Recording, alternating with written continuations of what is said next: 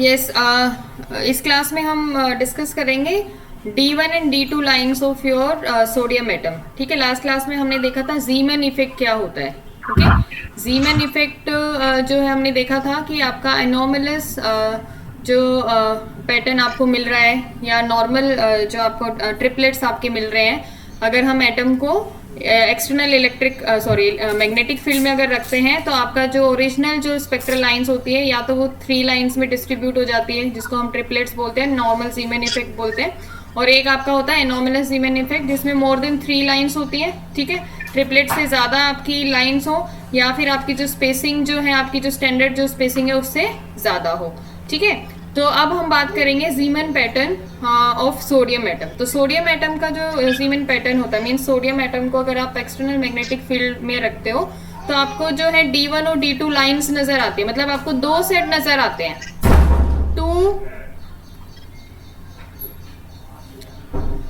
D1 और D2 lines क्या है, आपको 2 सेट्स नजर आते हैं, 2 सेट्स ऑफ लाइंस। ठीक है, जिनको हम D1 और D2 लाइंस जो है बोलते हैं। ठीक है, तो अब उसको कैसे निकालना है, तो हम ज़ीमैन इफेक्ट जो है उसको कंसीडर करते हुए देखते हैं। तो होता क्या है कि आपके जो सोडियम जो एटम है, ठीक है, उसमें जो अपर जो एनर्जी लेवल्स होते हैं वो है आपकी 2p 1/2, 2p 3/2 and 2s 1/2। Upper means आपके जो वैलेंस शेल में जो इलेक्ट्रॉन्स जो पॉसिबल हैं वो इन उसमें पॉसिबल है। आपके जो ट्रांजिशन जो है, मतलब वैकेंसी जो है वो आपके इन अपर एनर्जी लेवल्स में ही पॉसिबल है। मतलब आपके सपोज 3 एनर्जी लेवल्स हैं, ठीक है, एक S 1/2, एक आपका ये P 1/2 एंड एक आपका लेटेस्ट से P 3/2। तो अब इनकी फर्दर क्या होगी, स्प्लिटिंग होगी। ठीक है, अब किसकी कितने में स्प्लिटिंग होगी वो हम अभी जो है डिस्कस करेंगे। तो ये सब चीजें जो है आपका जो है इसमें इस लेक्चर में हम डिस्कस करेंगे। तो सबसे पहले हम बात करते हैं P 1/2 की। ठीक है, यहाँ पे मल्टीप्लिसिटी देखो 2 है, मल्टीप्लिसिटी का मतलब क्या हो गया, 2s + 1 की जो वैल्यू है दैट इज इक्वल टू 2। ठीक है, यहाँ से s की वैल्यू क्या आ जाएगी, 2 - 1 एंड डिवाइडेड बाई 2, तो s की वैल्यू जो है आपकी आ गई 1/2। ठीक है, j की वैल्यू जो है यहाँ पे हो जाएगी आपकी 1/2। ठीक है, यहाँ पे j कैपिटल J की वैल्यू 1/2 दी हुई है, और l की वैल्यू जो है वो क्या हो जाएगी यहाँ पे p शेल के लिए हो जाएगी आपकी 1। तो हमारे पास तीनों पैरामीटर्स की वैल्यू आ गई, j की वैल्यू आ गई, l की वैल्यू आ गई, s की वैल्यू 1/2 1 एंड j की वैल्यू है वो 1/2 है इस पर्टिकुलर एनर्जी लेवल के लिए। अब इसके करस्पॉन्डिंग हमें g की वैल्यू निकालनी है। तो g का फॉर्मूला हम देख चुके हैं लास्ट क्लास में, ये कहाँ से आया है, जिसको g फैक्टर भी बुलाते हैं। तो j और s और l की वैल्यूज जो हैं, ये सब वैल्यूज जो हैं हम यहाँ पे इनको स्मॉल से आप डिनोट कर लो। ठीक है, j 1/2, l 1 and small s again 1/2। तो ये सारी वैल्यूज जो है आप यहाँ पर रखेंगे। ओके, तो फर्स्ट केस में आपका यहाँ पे ये 1/2 है। ठीक है, j 1/2, फिर j + 1 क्या हो जाएगा 3/2, अगेन s 1/2, s + 1 3/2, l की वैल्यू 1 एंड देन l + 1 2। ठीक है, और नीचे आपका 2j × j + 1। तो ये सारी वैल्यूज आप रखेंगे, कैलकुलेट करेंगे, तो g की वैल्यू आ गई है 2/3। सिमिलरली जो है आपकी यहाँ पे आप P 3/2 के लिए देखेंगे, अगेन यहाँ पे j की वैल्यू क्या हो जाएगी इस केस में 3/2, P के लिए l की वैल्यू क्या हो गई 1, और 2s + 1 की वैल्यू अगर 2 है तो अगेन आपकी s की वैल्यू जो है हो गई आपकी 1/2। ठीक है, सेम इसी तरीके से आप यहाँ पे ये भी निकालेंगे, तो इसके लिए g की वैल्यू आ गई 4/3। Now let us see for 2s 1/2, यहाँ पे अगेन j की वैल्यू हो गई 1/2, l की वैल्यू जो है s शेल के लिए क्या होती है 0, और s की वैल्यू यहाँ पे मल्टीप्लिसिटी अगेन 2 दी हुई है तो 1/2 हो जाएगी। अब ये सारी वैल्यूज आप यहाँ पे रखेंगे तो यहाँ पे आ जाएगी इसकी g फैक्टर की वैल्यू 2, l की वैल्यू 0 है तो 0 × समथिंग ये 0 हो जाएगा, तो थर्ड फैक्टर यहाँ आएगा ही नहीं। तो ये आपकी g की वैल्यू आ गई 3 वैल्यूज 2/3, 4/3 एंड 2। ओके, अब ये g की वैल्यूज कैलकुलेट करने के बाद हम कैलकुलेट करेंगे g × mj। अब mj की वैल्यू क्या है, mj की वैल्यू हमने लास्ट क्लास में पढ़ा था, कितनी वैल्यूज हो सकती है mj की, mj जो है that can be from +- 1/2 to +- 3/2 up to +- j।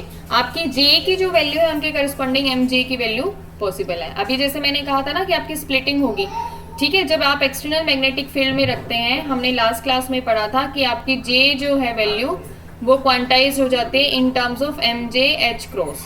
ठीक है, जे स्टार जो वैल्यू है एम जे एच क्रॉस की डायरेक्शन में आपकी क्वांटाइज हो जाती है और एम जे की वैल्यू जो है वो गिवन होती है by this rule.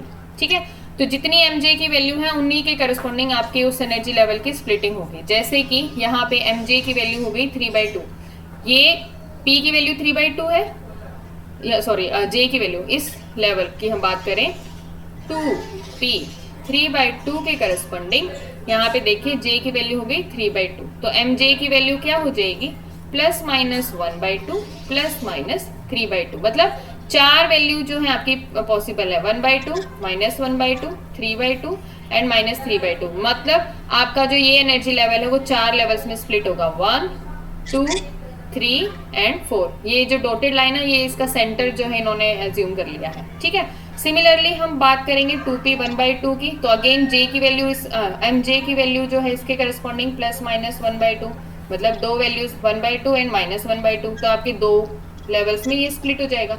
Similarly S1/2 भी दो लेवल्स में स्प्लिट हो जाएगा। ओके, अब एम जे की वैल्यू हमने निकाल ली।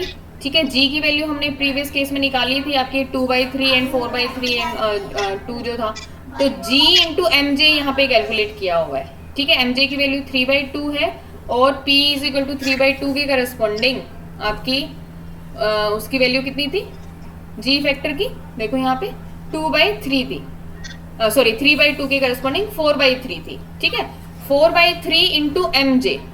ठीक है, एम जे की वैल्यू को हम जी से मल्टीप्लाई करते रहेंगे, तो यहाँ पे देखो एम जे की वैल्यू इस केस में क्या है 3/2 और जी की वैल्यू है 4/3, तो यहाँ से ये आ जाएगा आपका कितना, ये 2 है ना, 6/3 = 2 है, तो यहाँ से ये 2/3, तो 2 वैल्यू आ गई, ये = 2।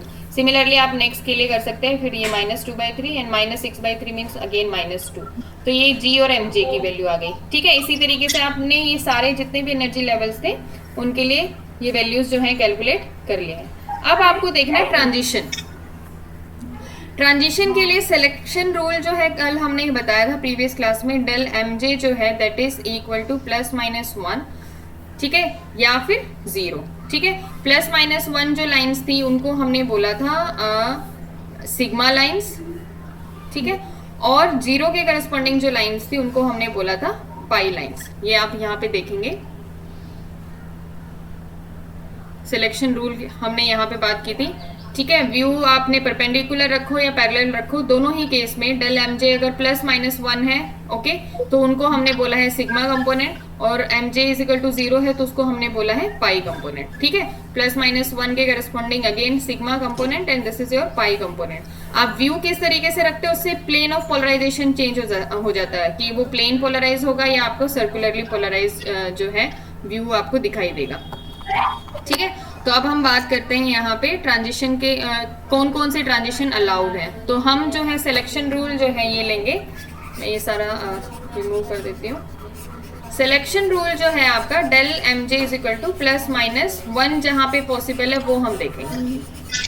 ठीक है, ओके। अच्छा, इस एक सिलेक्शन रूल इसमें ये भी है कि एम जे जो है = 0 से एम जे = 0 पे ट्रांजिशन अलाउड नहीं है। मीन्स अगर आपकी सिचुएशन ऐसी है जहाँ पे एम जे की वैल्यू, हालांकि इस केस में नहीं है लेकिन आपको ऐसे केसेस मिलेंगे, ऐसी सिचुएशन जहाँ पे एम जे की वैल्यू आपको 0 लेनी पड़ेगी, तो 0 से 0 पे वो ट्रांजिशन जो है वो अलाउड नहीं है। तो अभी हम इस केस की बात करते हैं। तो यहाँ पे देखिए सबसे पहले एम जे की वैल्यू यहाँ पे हो गई है 3/2। ठीक है, तो 3/2 वाला जो एनर्जी लेवल है उससे यहाँ पे ये जो लाइन है आपकी जा रही है 1/2 पे। ठीक है, तो 3/2 से 1/2 पे जा रहा है, आपकी वैल्यू एम जे की वैल्यू हो रही है यहाँ पे कितनी +1। ठीक है, तो ये अलाउ ट्रांजिशन है, हो सकता है। ठीक है, ऐसे ही 1/2 की अगर हम बात करें तो 1/2 से यहाँ पे देखो ये दो लेवल इन्होंने दो ट्रांजिशन जो है दिखाए हैं। 2 वाले को देखो आप, यहाँ पे 2 वाला जो है गया हुआ है -1/2 से, मीन्स 1/2 से -1/2। ठीक है, आपका अगेन आपकी एम जे की वैल्यू आ गई +1, अलाउड है। यहाँ पे इस केस में देखिए ये 1/2 है और 1/2 से ये जा रहा है 1/2 पे, तो इस केस में क्या हो गया 1/2 -1/2, डेल एम जे की वैल्यू हो गई 0, अलाउड है, ये इसके करस्पॉन्डिंग 0। ठीक है, तो यहाँ पे इस तरीके से आप सारे ट्रांजिशन जो है वो देख सकते हैं। तो इस केस में आप यहाँ पे देखिए 1/2 से ये इधर इस वाले में 2p 1/2 से और s 1/2 पे, ये 1/2 था, 1/2 पे ये गया, तो 1/2 से 1/2 पे गया, mj की वैल्यू हो गई 0। ठीक है, यहाँ पे ये 1/2 था और यहाँ पे again sorry this should be -1/2 ये वाला। ठीक है, ये थोड़ा प्रिंटिंग मिस्टेक है, ये -1/2 है। ठीक है, अब -1/2 से ये +1/2 पे जा रहा है, -1/2 से ये +1/2 पे जा रहा है, तो माइनस माइनस ये हो गया -1। ठीक है, अलाउड है। ठीक है, ये आपका -1 के करस्पॉन्डिंग, मतलब ये वाली जो लाइन है देखो, इसके डायरेक्ट आप यहाँ पे इस पे बात करो तो ये आपका हो गया -1। ठीक है, ये 1/2 से 1/2 जा रहा था, ये आपके यहाँ पे डेल mj की वैल्यू है 0। ठीक है, अब यहाँ पे ये -1/2 से अगेन -1/2 पे जा रहा है, mj की वैल्यू डेल mj की वैल्यू अगेन 0, और यहाँ पे ये 1/2 से -1/2 जा रहा है, यहाँ पे आपकी वैल्यू है डेल mj की +1। ठीक है, तो 0 0 जहाँ पे डेल mj की वैल्यू आ रही है उनको हम बोलेंगे पाई कंपोनेंट। ये बुक में मिसप्रिंट उल्टा लिखा हुआ है, सो आप इसको करेक्ट कर लें। This is your pi component where del mj की वैल्यू जो है आपकी 0 है। ठीक है, और जहाँ पे आपकी वैल्यू +-1 है वहां पे आपका रहेगा सिग्मा। ठीक है, उसको हम बोलते हैं सिग्मा कंपोनेंट। तो ये आपके जो ये वाला जो सेट है इसको इन्होंने बोला है, देखो D1 ऑब्जर्व, मतलब मैंने बोला था ना D1 और D2 दो सेट ऑफ लाइंस है। ठीक है, तो D1 क्या है, ये आपका ट्रांजिशन है कहाँ से कहाँ तक, 2p 1/2 में से 2s 1/2 से जितने अलाउड ट्रांजिशंस थे, ठीक है, वो जो है आपके D1 सेट को दे रहे हैं, और 3/2 से आपके यहाँ पे इस पे 1/2 से 2p 3/2 से जो ट्रांजिशन हो रहे हैं 2s 1/2 पे, ठीक है 1/2 पे ये जो ट्रांजिशन हो रहे हैं वो आपको दे रहे हैं D2 सेट। ओके, तो इसमें क्या है, यहाँ पे आपके 6 लाइंस है, D2 में आपकी मिल रही है हमें 6 लाइंस, क्योंकि अलाउड ट्रांजिशंस आपके हो गई हैं 6, 2 आपके पाई के करस्पॉन्डिंग और 4 आपके हो रहे हैं सिग्मा कंपोनेंट्स। ठीक है, 2 पाई कंपोनेंट है, ये ऊपर की तरफ दिखाए हुए हैं just in order to differentiate. Okay, और नीचे वाले जो है ये इन्होंने दिखाए हुए हैं, ये सिग्मा है सॉरी, और ये आपके ये इधर ये वाले जो है ये पाई कंपोनेंट है। तो D2 में आपको 6 लाइंस नजर आएंगी और D1 में आपको 4 लाइंस नजर आएंगी corresponding to your allowed transition. Allowed transition क्या होंगे, जहां पे आपके ये जो सेट ऑफ रूल्स जो हैं सेटिस्फाई करेंगे। ठीक है, कि डेल mj की वैल्यू या तो +-1 हो या इक्वल टू 0 होगा, और mj 0 से 0 इज नॉट अलाउड। ठीक है, mj इज इक्वल टू 0 से mj इज इक्वल टू 0 पे नॉट अलाउड है ट्रांजिशन।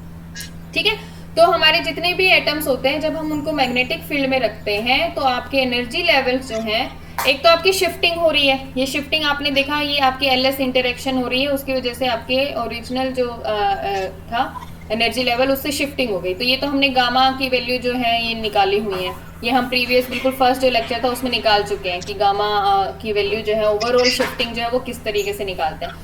जीमैन इफेक्ट में, एनोमलस जीमैन इफेक्ट में भी हमने देखा कि एक और factor additional mj g into L का और एडिशनल फैक्टर आ जाता है, जिसकी वजह से और थोड़ी सी एडिशनल शिफ्टिंग जो हो रही है। तो ये तो वो शिफ्टिंग है। ठीक है, आपकी ओरिजिनल से शिफ्ट हुआ, फिर ये स्प्लिटिंग हुआ। ठीक है, यहाँ पे हो रही है आपकी स्प्लिटिंग, यहाँ हो रही है आपकी शिफ्टिंग। ठीक है, तो शिफ्टिंग तो आपकी हो गई आपकी एटम के अंदर, इनसाइड द एटम आपका एल और एस कपलिंग हो रही है, तो आपकी शिफ्टिंग हो रही है। स्प्लिटिंग क्या हो रहा है आपका, आपने एक्सटर्नल मैग्नेटिक फील्ड अप्लाई किया तो आपकी जो एनर्जी लेवल है वो आपके अलग अलग डिफरेंट एनर्जी लेवल्स पे आपकी शिफ्टिंग होने की वजह से स्प्लिटिंग हम उसको बोलते हैं कि स्प्लिटिंग हो गई है। अब ये स्प्लिट जो एनर्जी लेवल्स है उनके बीच में अलाउड ट्रांजिशंस जो हैं वो आपके बेस्ड हैं इस सिलेक्शन रूल पे। उसी के करस्पॉन्डिंग आपको जो है स्पेक्ट्रल लाइंस दिखाई देती हैं, मतलब अलग अलग सेट दिखाई दे जाते हैं, जैसे कि सोडियम में हमें दिखाई देता है D1 सेट और D2। D1 is consisting of 4 lines, D2 is consisting of 6 lines. तो अब 4 लाइंस और 6 लाइंस क्या है, बेसिकली आपके ट्रांजिशन है P 1/2 से S 1/2 और एक ट्रांजिशन है 3/2 से 1/2। ठीक है, so this was all about how you get the lines in your spectra of sodium atoms when you put it into external magnetic field, या सिंपली हम कह सकते हैं जीमन पैटर्न में जो हमें स्पेक्ट्रम मिल रहे हैं D1 और D2 लाइंस जो मिल रहे हैं वो किस तरीके से मिल रही हैं।